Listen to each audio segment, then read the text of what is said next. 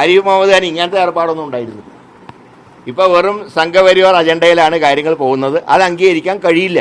ഈ കാവിക്കൊടി ഏന്തിയ ആ ചിത്രം പാടില്ല എന്ന് കർശനമായിട്ട് പറയാം. ഭാരതാംബയാവണമെങ്കിൽ ത്രിവർണ്ണ പതാകയാണ് പിടിക്കേണ്ടത്. അശോക സ്തംഭമുള്ള ത്രിവർണ്ണ പതാകയാണ് ഭാരതാംബയുടെ സങ്കല്പം. ഇത് RSSൻ്റെ പരിപാടിയിൽ ഉള്ള ചിത്രമാണ്.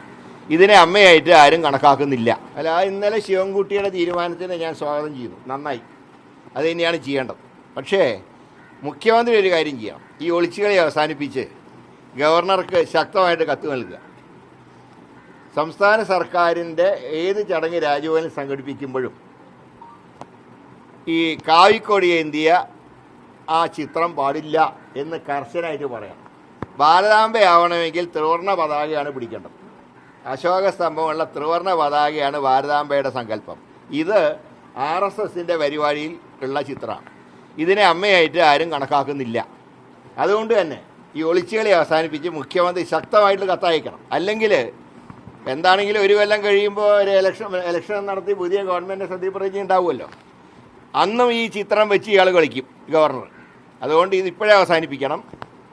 റിട്ടേൺ ആയിട്ട് കൊടുക്കുക, റിട്ടേൺ ആയിട്ട് പറയുക, ഇത് ഞങ്ങൾ അംഗീകരിക്കില്ല, ഈ ചിത്രമായിട്ട് മുന്നോട്ട് പോകാൻ കഴിയില്ല എന്ന് തന്നെ പറയും.